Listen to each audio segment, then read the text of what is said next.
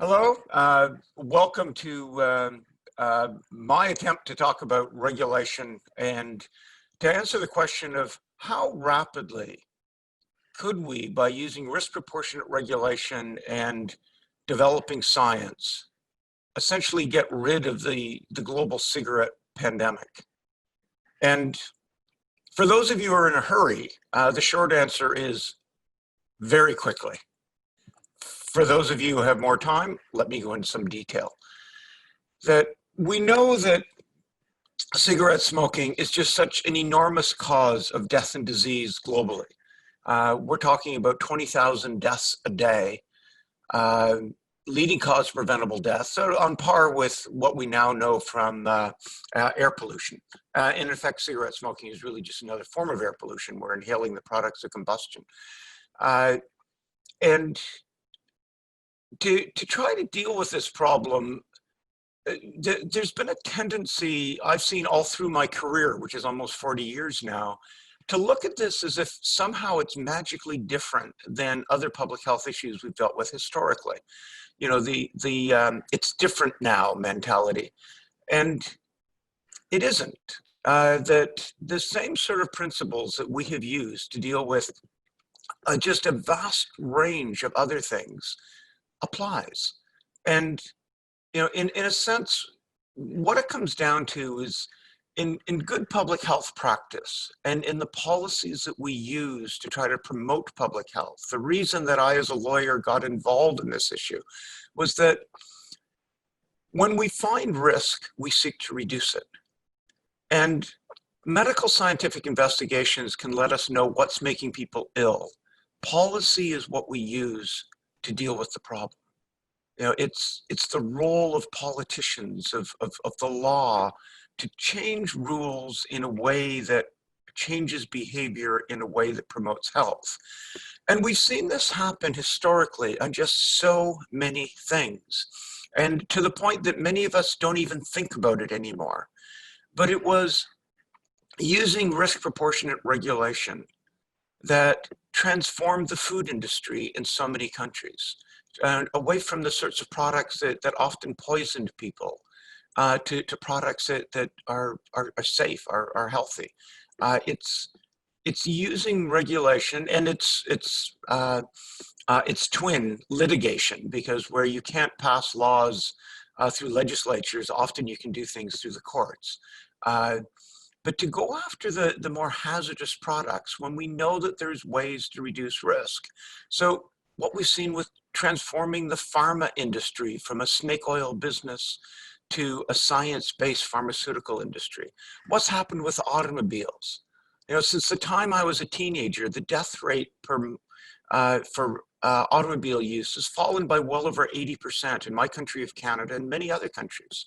You know, what we've done with workplaces, where in the late 1800s, it was not, in many countries, the death and injury rate was extraordinarily high. About 1 out of 5 workers per year were getting injured or killed on the job every year. The deaths in quarries and in mines, extraordinarily high. The incapacitating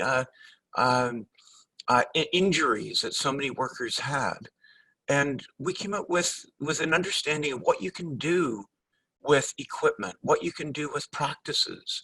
And we regulated it, and we litigated it where necessary. And medical services, the sorts of things where we've transformed medical treatments. And again, by finding what are less risky ways to do things, what are safer ways to do things, and ensure that those are the things that the people are doing.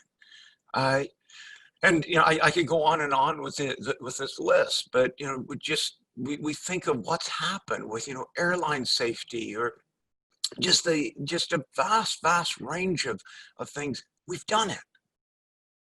And yet, when we look at something like cigarette smoking, we haven't. At least in most of the world, cigarettes are largely the same thing as they were more than a century ago, and they're deadly. the idea that they're still killing somewhere in the range of 2/3 of all of their long-term users. And yet we've known for decades that the problem isn't that people are getting nicotine. The problem is the way they're getting it, the cigarette, because they're inhaling smoke deep into their lungs on a repeated basis. And if you do that on a long-term basis, inhaling smoke is deadly. Whether you're doing that from an open fire in an unventilated room, or with cigarettes, or being a firefighter going into smoky buildings. I mean, inhaling smoke is a very dangerous thing.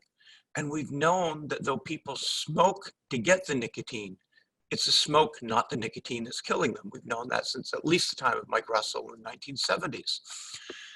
So the potential would seem to be so great, because we've also seen that people who are seeking nicotine can get it from other products. They can get it from massively less hazardous products. I mean, historically, people didn't get their nicotine from cigarettes. That was a marketing coup from about 120 years ago, transforming many markets away from non-combustible forms of nicotine delivery, or far less risky forms of nicotine delivery, to cigarettes.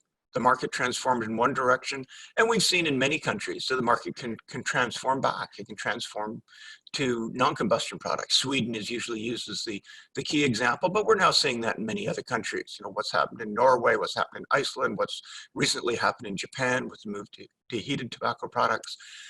So we know this market can transform because the technology already exists, and we see examples of where it has. And yet, when we look at the history of what we've done on dealing with cigarettes, we've dealt with virtually everything other than the product. We've dealt with issues of accessibility, like at what price can you buy cigarettes? Where can you buy cigarettes? Who can sell cigarettes? Who can they sell cigarettes to? We've dealt with issues of information on the cigarettes, like what sort of warnings do you need to have on the cigarettes? What sort of disclosure of the ingredients do you need to have on cigarettes? What do we do to restrict misleading information on cigarettes, such as advertising bans? What do we do about quit lines to give people more information? What do we do about mass advertising campaigns to tell people about the hazards of cigarettes? And we've dealt with things like protecting others from cigarettes, such as getting smoking off airplanes and public areas. But we keep doing all these things about the product without addressing the product itself. And yet it's the product itself that's the problem. So it isn't like we would deal with inherently unsafe automobiles by only talking about, well, where can you buy them and when can you buy them? And then, well, what warning might we put on these? Or how do we try to reduce the number of pedestrians these unsafe things run over? Rather than saying, why don't we get rid of these inherently unsafe automobiles? We could have other sorts of automobiles.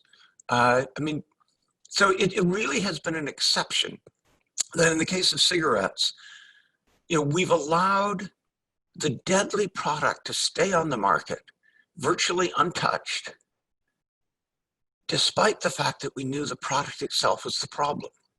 So what might we be able to do? And if we look at transformations of product categories or services can happen very, very quickly. And they happen most quickly when you've got a situation where it's very similar to what we're already dealing with cigarettes. It happens very fast if you can have alternatives that already exist, the ability to develop other alternatives to that really hazardous product or service fairly rapidly, where consumers are already motivated to change their behavior, and where the product itself has a short lifespan. So for instance, if you're trying to transform the cement making business or the power generation business, you've got a lot of plant and equipment that has lifespans of decades. If you're trying to transform automobiles, people don't buy a new car every day. So it takes a long time to transform the automobiles market in terms of what's actually on the road. But with cigarettes, a cigarette lasts a few minutes. A pack of cigarettes maybe lasts a day and a half. People are constantly buying these products. So you could transform things very rapidly by simply adjusting what sorts of things somebody's likely to buy when they go to the retailer. So I think we end up with the potential to do something really, really dramatic really quickly. And what would that sort of risk proportionate regulation look like? Well, I think that if we go back and look at the things that we've done on cigarettes without dealing with the product, and imagine what we could do if we dealt with the product. So if we look at issues like the accessibility, the information that we're giving, where the products can be used, and we combine that with an alternative product, and we try to adjust these regulations in order to give an advantage to the low risk alternatives. And if we set up the regulations so that the low risk alternatives have an ongoing advantage, and this can be changed over time as lower risk alternatives become available. And this isn't rocket science. In fact, in 1988, here in Canada, with the Tobacco Products Control Act, we got passed into law something that had a section that was a harm reduction section that was meant to transform the market, section 17.1. And it gave marketing advantages to products that could be shown to be less hazardous than existing tobacco products and used in place of those products. And my view is that it was a brilliant section. I wrote it. And that it was meant to transform the cigarette market, the tobacco market, the way that we had transformed so many of these other markets, simply looking at the history of law and regulation on all the other sorts of things that I was talking about. Why don't we have the sorts of railroad accidents we used to have? Why aren't airplanes falling out of the sky the way they used to? Why has the death rate in automobile accidents fallen so dramatically? Why do far fewer people get injured or killed in workplace accidents? It's the same sort of thing. This was meant to cause that sort of transformation. And the cigarette companies managed to challenge that law on other grounds and kill it. My experiences of all of the measures that I've worked on all my career, the ones that were most adamantly opposed by the cigarette companies was anything that would deal with the cigarette itself. So they would fight over the advertising bans and the health warnings and the smoke-free spaces and the reduction in the access to cigarettes and the cigarette taxes.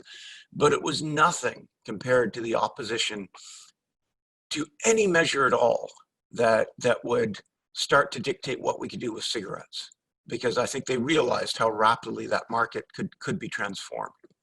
So when I was dealing with things like trying to get a fire safety standard, reduced ignition propensity cigarettes, which we have managed to get in many countries, but it was one heck of a fight. And you think, now why wouldn't the cigarette companies want to see products that were less likely to be incendiaries, less likely to cause fires, less likely that when somebody came home after drinking too much into their basement apartment and decided to smoke a cigarette while lying in bed and caused a fire, so the kids in the apartment upstairs died. Why wouldn't they want to stop that? They could. And I think the reason was that they didn't want anybody to do anything about cigarettes, because that would be that slippery slope where we could start doing all sorts of other things about cigarettes. And we could. And that's what we're talking about with risk proportionate regulation. So if we look at things like, what are we going to do with accessibility? Well, adjust the taxes. As Frank Shalupka, Ken Warner, and I wrote about in the New England Journal of Medicine 5 years ago, have risk proportionate taxation. So the more hazardous products like cigarettes have a much higher tax than the low risk products. the bigger the price differential, the more likely people are to move. It worked very effectively in many countries in moving people from leaded to unleaded motor fuels. We can have different points of access so that the less hazardous products are the ones that are easier to get, that the cigarettes become progressively less accessible. They cost more. On information, they have far more accurate information about relative risks.